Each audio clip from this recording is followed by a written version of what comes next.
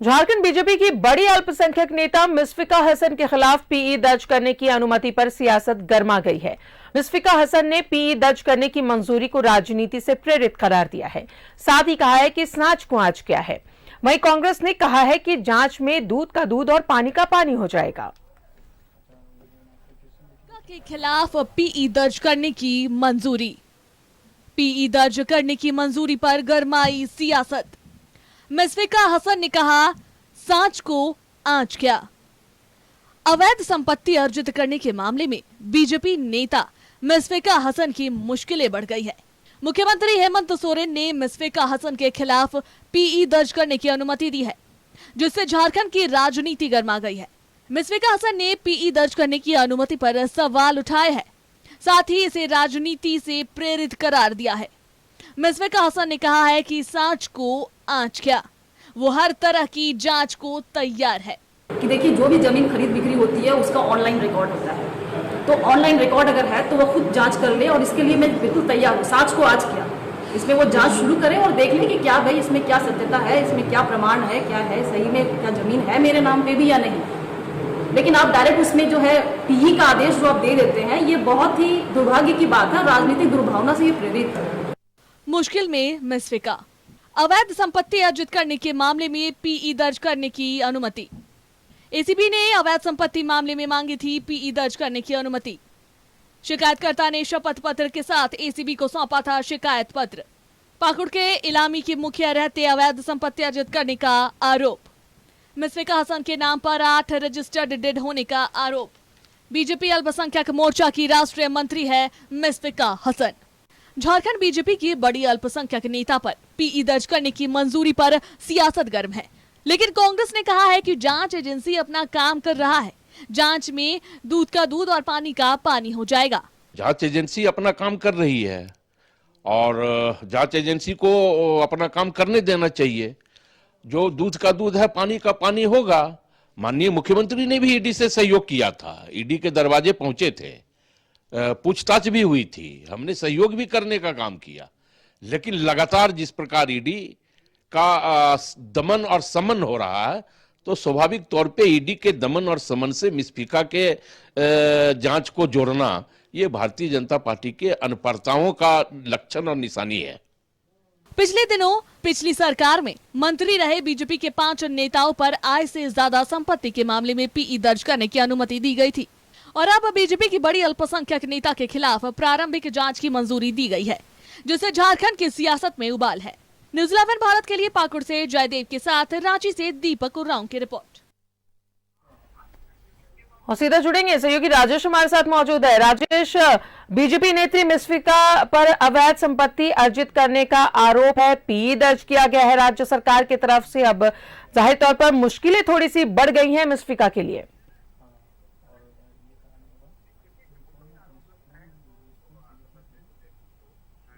व्यक्ति को की मुश्किलें तो बढ़ती ही है, क्योंकि उसे अब निर्दोष साबित होने का तर्क देना होगा कि क्या है जो आरोप हैं वो गलत हैं, यह साबित करना होगा। चाहे वह आरोप सच हो या झूठ हो, लेकिन जब भी कोई आरोप लग जाता है, कोई कानूनी कार्रवाई हो जाती है, तो ये आप कोई निर्दोष भी है तो भी उसे यह साबित करना पड़ता है कि हम निर्दोष हैं, कहीं से भी दोषी नहीं हैं। तो जाहिर सी बात है कि मिसफिका हसन जो हैं बीजेपी की प्रवक्ता भी हैं, प्रदेश प्रवक्ता हैं और अल्पसंख्यक मोर्चा की राष्ट्रीय मंत्री भी हैं। इनके विषय को लेकर राजनीति भी शुरू हो गई है। कोई भी आप देखें कि बीजेपी के लोग कह रहे हैं कि राजनीति से प्रेरित यह कदम है, और वहीं जो सत्ता पक्ष के लोग हैं वो कह रहे हैं कि जांच हो जानी चाहिए और जो सच है वो सामने आ जाएगा। तो ठीक है, जांच तो अब होगी ही, क्योंकि जो आदेश दिया गया है अब उसके आधार पे एसीबी कार्रवाई करेगी। जो उनके चीज़ें हैं उनके पास, जिस संबंध में जितनी संपत्ति है उसका असेसमेंट होगा, और उसके बाद अगर आय से अधिक संपत्ति का होगा या आप कहें कि एक तरह से ब्लैक मनी का मामला बनता है, तो आपने देखा कि कितने लोग दोषी हुए हैं या आरोपी हैं। अभी कई लोग जेल में हैं। तो जैसा मामला जो जैसा कृत्य करेगा वैसा होगा, लेकिन बीजेपी कह रही है या मिस्विका ने खुद भी कहा है कि यह राजनीति से प्रेरित होकर कदम उठाया गया है। वहीं सत्ता पक्ष के लोग कह रहे हैं कि जो जांच हो रही है उससे घबराने की जरूरत नहीं है, अगर किसी ने गलत नहीं किया है तो वह निर्दोष साबित होगा। अब सवाल ये हो रहा है कि क्या हो रहा है, जिस प्रकार से बीजेपी के लोग कह रहे हैं कि ये चूंकि बीजेपी विपक्ष में है और लगातार एक दूसरे पर हमलावर है, बीजेपी के बाबूलाल मरांडी हर दिन हेमंत सरकार पर हमला कर रहे हैं। आज भी वो महागामा हो या राजमहल हो, हेमंत सरकार पर भ्रष्टाचार के बड़े बड़े आरोप लगाए। आज एक सीबीआई जांच का आदेश भी आ गया, जिससे बीजेपी नेताओं के को एक बल मिल गया है कि हाँ इसकी जांच होनी चाहिए, अब सारी चीजें स्पष्ट हो जाएंगी किस प्रकार से अवैध खनन हो रहा था। तो ये चलता रहेगा और राजनीति है, राजनीति के ये सब रंग रूप हैं। लेकिन अगर तथ्य है किसी ने गलत किया है तो उसे दंडित तो कानून करेगा ही। इसके लिए थोड़ा इंतजार करना होगा, लेकिन चीजें जो सामने आ रही हैं उसके हिसाब से अब मिस्फिका को ये सारी चीजें फेस करनी पड़ेगी। तो वो उन्होंने कभी कुछ नहीं कहा, जैसा कि उनका बयान आया है पाकुड़ से, उसमें कहा है कि वो ये राजनीति से प्रेरित कदम है, लेकिन जब जांच होगी तो सारी चीजें सामने आ जाएंगी, सारी चीजें स्पष्ट हो जाएंगी। तो ये कोई भी व्यक्ति कहेगा, अगर वो उसने कुछ किया है तो भी कहेगा, नहीं किया है तो भी कहेगा। राजेश, जिस तरीके से मिस्फिका का बॉडी लैंग्वेज था जब उनसे बाइट ली जा रही थी, काफी कॉन्फिडेंट लग रही थी वो, और उन्होंने ये भी कहा कि सांच को आज क्या, अब ठीक है पी दर्ज हुआ है लेकिन उससे पहले कोई जानकारी होनी चाहिए थी। कुछ ऐसी चीजें जो उनके बॉडी लैंग्वेज के थ्रू हम समझ सकते हैं कि काफी कॉन्फिडेंस लग रही थी, अगर ठीक है पी दर्ज हुआ है तो अब जांच से सारी चीजें क्लियर हो जाएंगी। देखिए पी कोई बहुत बड़ी चीज नहीं है। देखिए अब आप देखेंगे कि जो प्रक्रिया होती है इन्वेस्टिगेशन की, उसमें आप कहीं अगर कोई मामला बनता है, आप देखिए कहीं कोई कलेक्टिव एक इशूज आता है जिसमें 4-5-10 लोग नामजद हो जाते हैं और पुलिस किसी को अपराधिक अभियुक्त भी बना सकती है। तो ऐसे में जांच के क्रम में सारी चीजें स्पष्ट होती, कई लोगों का नाम हट जाता है। तो जाहिर सी बात है अगर ये मामला अभी प्रारंभिक जांच में होगी तो जांच में जो भी पता चलेगा, जो उनके पास संपत्तियां हैं या जो भी चीजें हैं उसके संबंध में वो ब्यौरावार जवाब दे देंगी। जो अपेक्षा है कि जांच एजेंसी उनसे पूछ सकती है और उन्हें जवाब देना चाहिए तो वो जवाब दे देंगी, और डॉक्यूमेंटेशन के आधार पर सारी चीजें स्पष्ट होती है कि क्या है नहीं है। अगर एजेंसी जो है सेटिस्फाई हो जाएगी कि नहीं इनके खिलाफ मामला नहीं बनता है तो फिर ये टर्न डाउन हो जाएगा, यानी मामला वहीं खत्म हो जाएगा।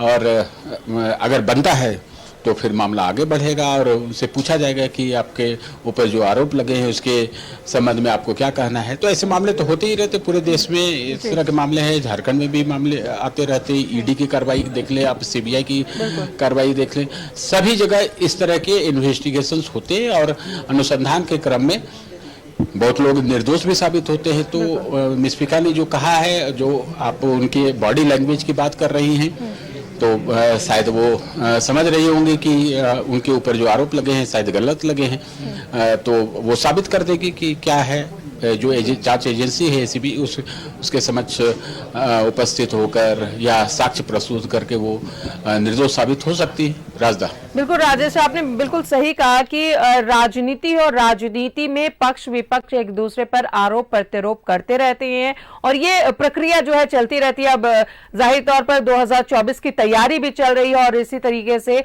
अब कोर्ट का मामला हो या फिर पी दर्ज करने का मामला हो या हाईकोर्ट का आदेश हो कि अब सरकार के खिलाफ जांच सीबीआई करेगी, तो ये तमाम चीजें चलती रहेंगी।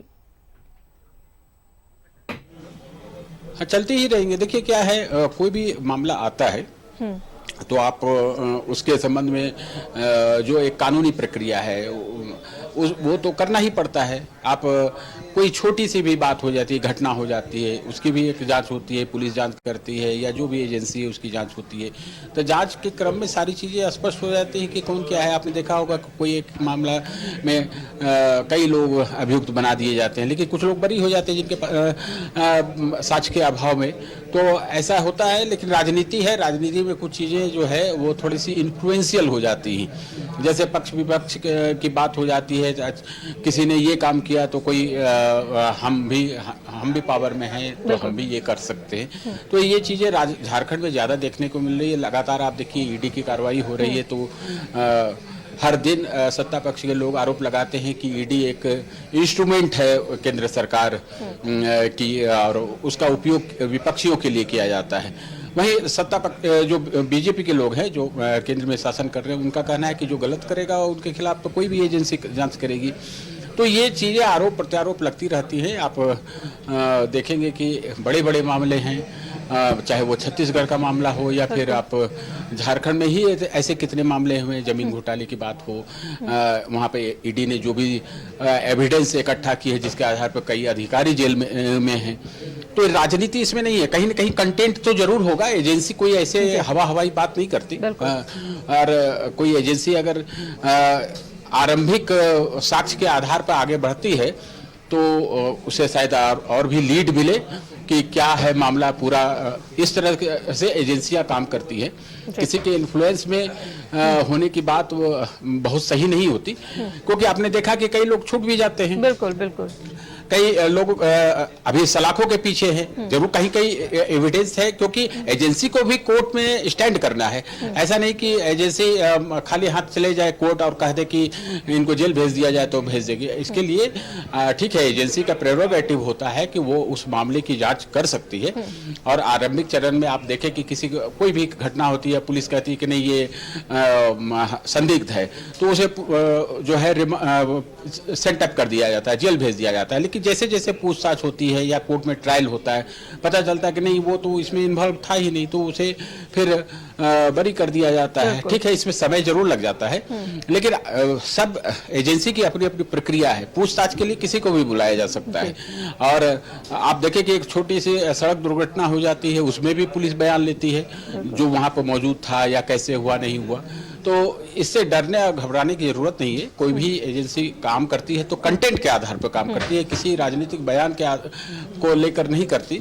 अब जैसे आप ये एक अवैध खनन का मामला है, ईडी ने पहले ही कहा है कि संथाल परगना के क्षेत्र में 1000 करोड़ रुपए की अवैध तस्करी हुई है, खनिज संपदा की तस्करी हुई है।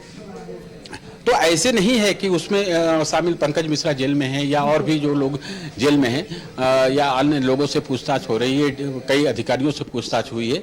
तो ऐसे नहीं, हवाई नहीं, एजेंसी के पास वो तैयारी करती है और उसके अपने अनुसंधान के तरीके होते हैं, बहुत ही लॉजिस्टिक होते हैं और तथ्यपरक होते, तभी आप कोई एजेंसी काम करती है। इसलिए तो साफ साफ ये बात तय है राजेश की जो दोषी हैं उन्हें डरने की जरूरत है, वरना जो बेगुनाह है उन्हें पूछताछ करके जब जांच एजेंसी के हाथ कुछ नहीं लगती है तो उन्हें वापस भी भेज दिया जाता है। बहुत बहुत शुक्रिया आपका राजेश तमाम जानकारियों के लिए।